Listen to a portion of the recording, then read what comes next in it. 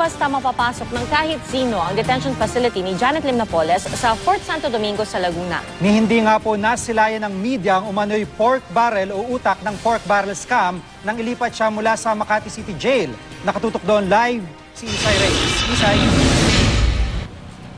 Pia Jiggy, pasado alas 6 nga ng umaga nang maipasok sa kanyang detention cell dito sa Fort Santo Domingo, itong si Janet Lim Napoles mula sa Makati City Jail. Bantay sarado ito at hanggang sa mga oras na ito ay kinukumpleto pa rin itong mga CCTV cameras na ilalagay sa loob at labas ng detention facility ni Mrs. Napoles nang sa gayon ay mamonitor ang kanyang seguridad at sa posibleng live stream. Isinikreto kung saan isinakay si Janet Lim Napoles nang ilipat mula sa Makati City Jail kaninang umaga.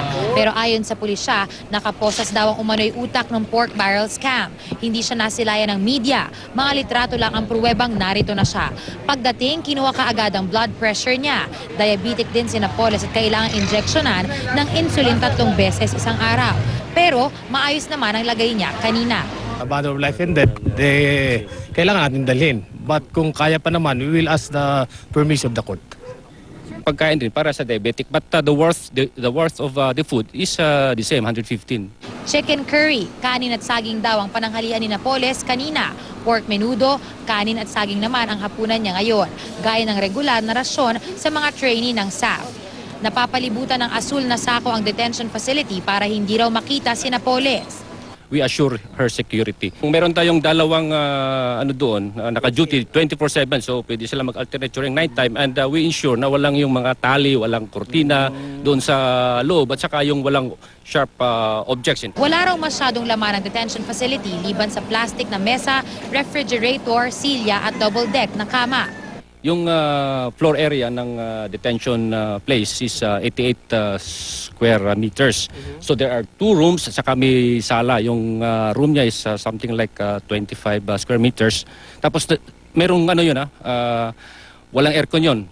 Malaya raw makakakilo sa loob si Napoles pero gaya ng ibang nakakulong, Nakaka-move siya freely inside, but nighttime, pinapasok na siya doon sa room kasi meron ring padlock.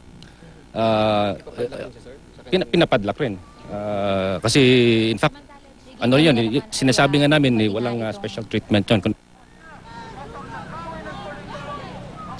Samantala, Jiggy, kanina nga ay dumating itong grupo ng Anti-Corruption League of Laguna at bitbit nila yung kanilang mga placards na naglalaman ng hamon nila kay Napoles na isiwalat ang lahat ng kanilang nalalaman. Agad namang lumabas ang Civil Disturbance Management Unit ng SAF para pigilin sila, pero kakampi raw nila ang pulisya, kaya't nang tumagal ay nag-disperse na rin itong mga rallyista. Susunod sa itinakdang visiting hours dito sa lahat ng dadalaw kay Mrs. Napoles, every Tuesday to Friday, 1 to 4 p.m. lang pwedeng dumalaw sa kanya, at every Saturday to Sunday naman from 7 to 11:30 a.m. at 1:30 to 5 p.m. Jiggy.